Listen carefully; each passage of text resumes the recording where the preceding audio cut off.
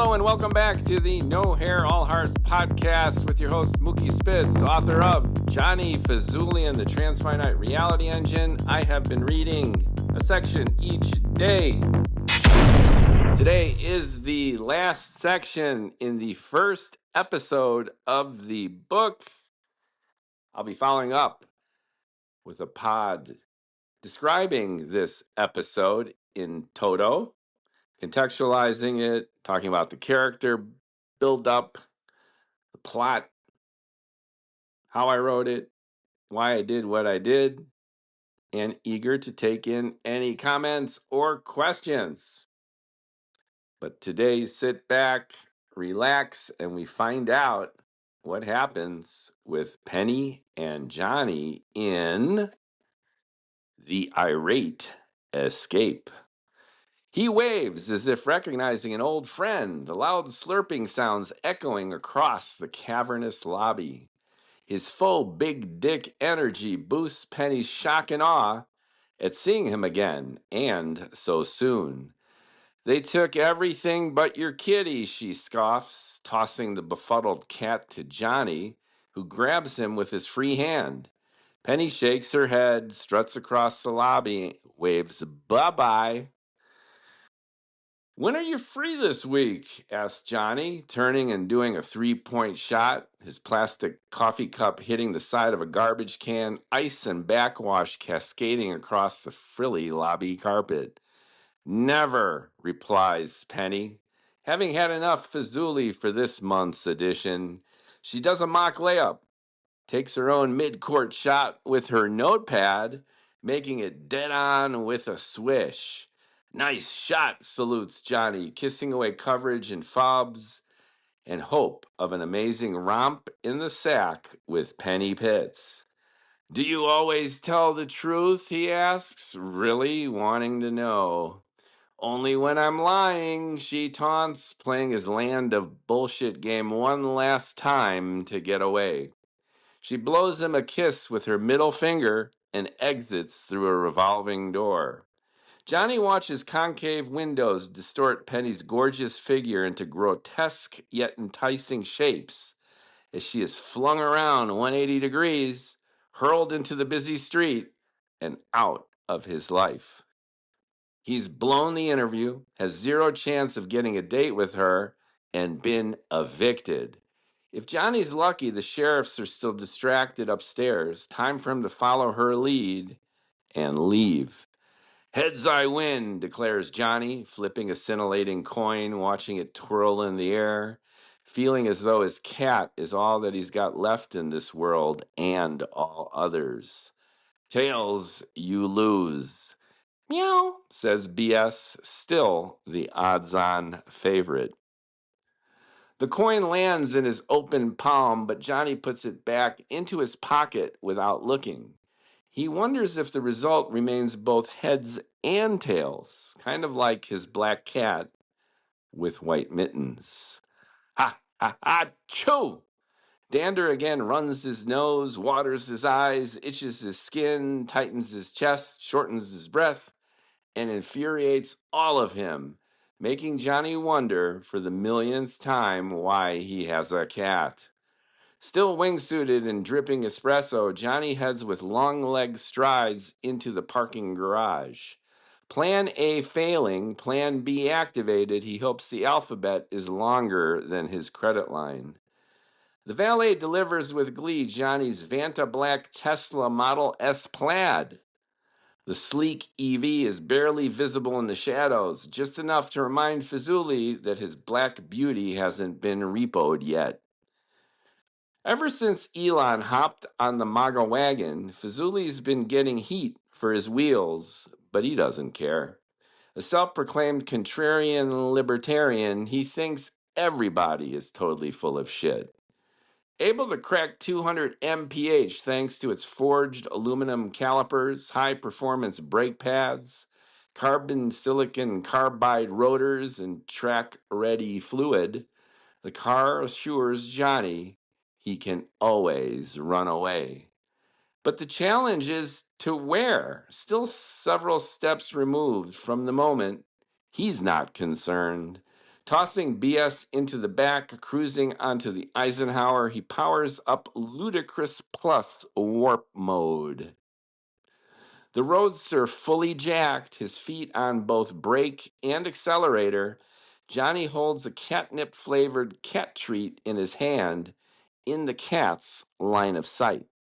He releases just the brake and tosses up the treat. The car launches, whoosh, accelerating from 0 to 60 mph in under 2 seconds.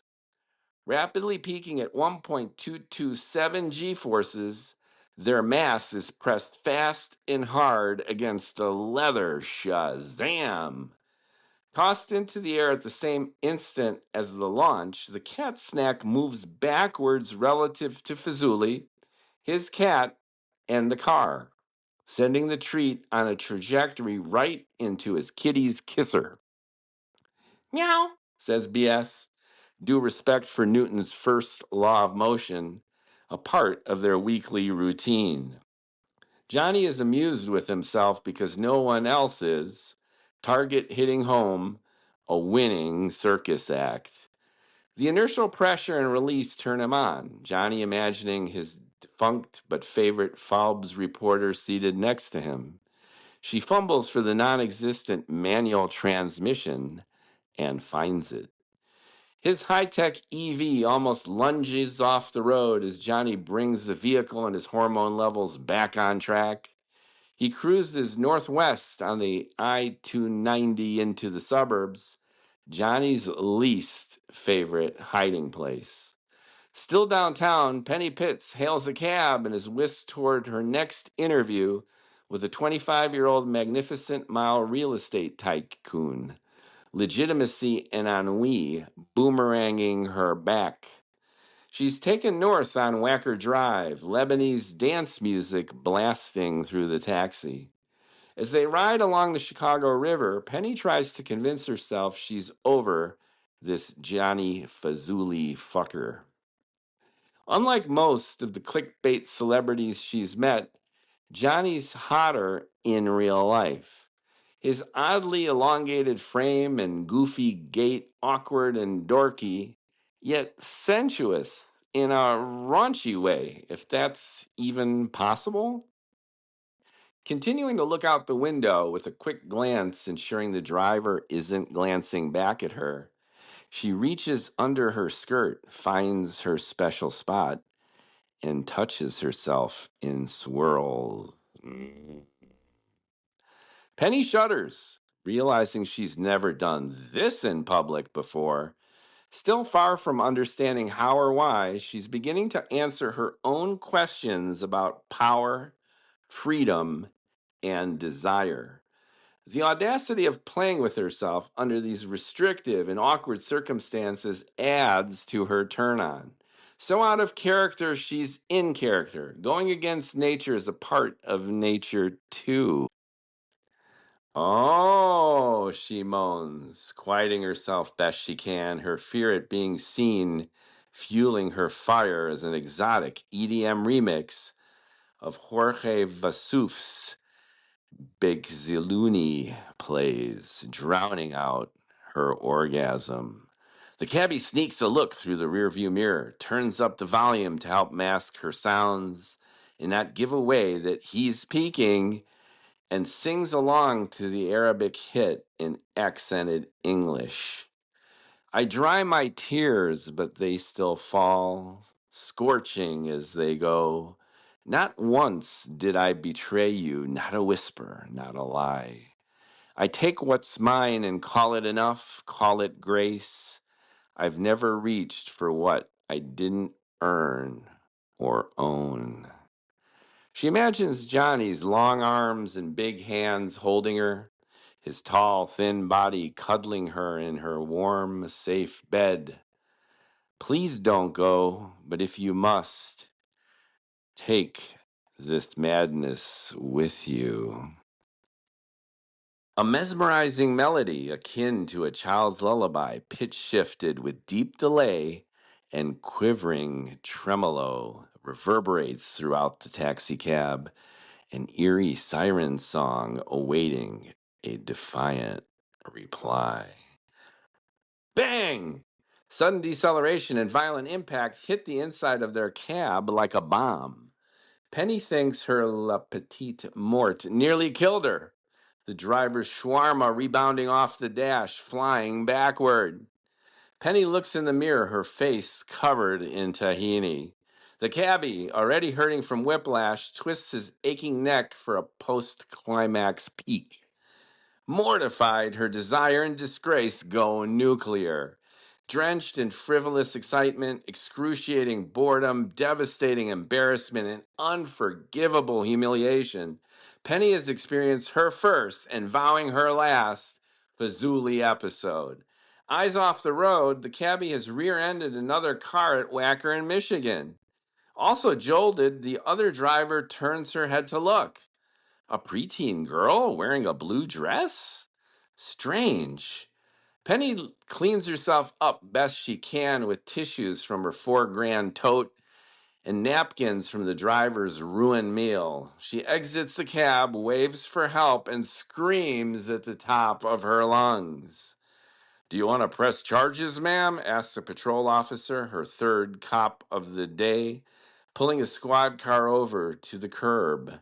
Coming to her rescue, but the damsel in distress isn't having it.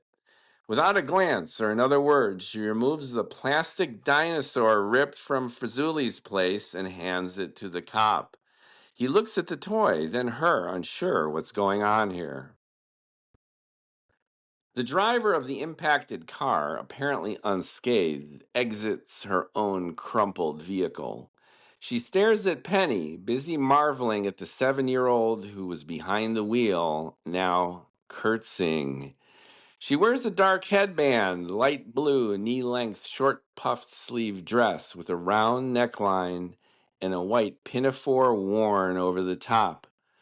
Striped stockings, an ankle strap, low-heeled shoes. Insatiable, calls out the girl, her voice emanating from all directions, freaking Penny out. I am an agonizing itch that can't be scratched. I burrow into your mind, planting seeds of doubt. Turning to the cop, Penny seeks an "Are you seeing what I'm seeing?" confirmation that never comes, because the cop has vanished, as has everything else, except for the young Riddler. I color the universe green, she continues, spinning ever closer, the centripetal force lifting her Victorian dress into a widening cone. I feed on fear of loss. I wilt trust, force reason to falter. Who are you? Asks Penny, as if speaking within a dream. Who am I? Echoes the Riddler, spinning closer, beckoning. You are jealousy, shouts Penny without hesitation, knowing the answer before the girl has a chance to finish the question, wondering where the cop and everyone else has gone. The girl in the Victorian dress curtsies again before dissolving into a swirling blend of 1,000 random objects.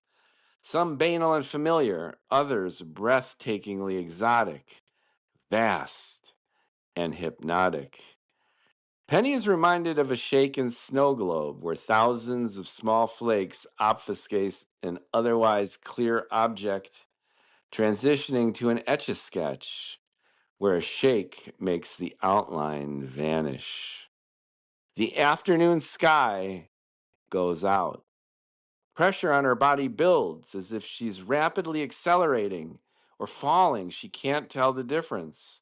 She is everywhere and nowhere immediately and forever.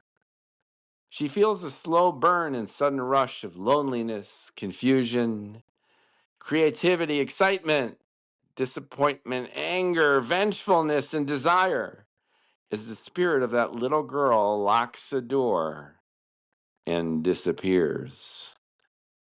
Penny is left suspended within pitch black, absolute darkness and frigid, near zero Kelvin cold. She can't tell if 5 seconds or 5 trillion years have gone by. Is she still awake or asleep? Somebody is touching her, and she can't make them stop. Hashtag, oh my fucking God, number 3.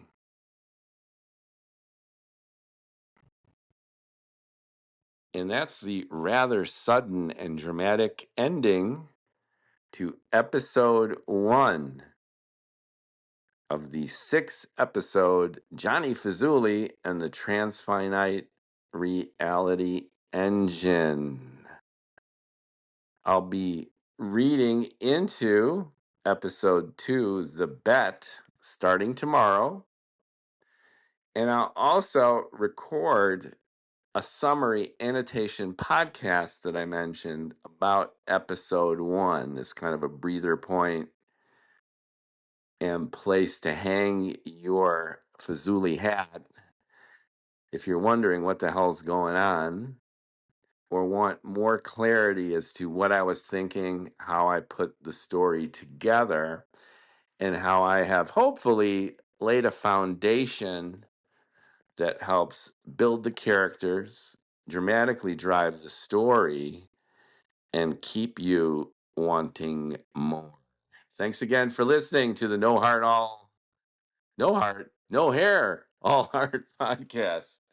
I am your host and author, Mookie Spitz. It's a real joy to read it. I hope you like it. And what fun to repurpose what's otherwise written and read content into a read and listen to format.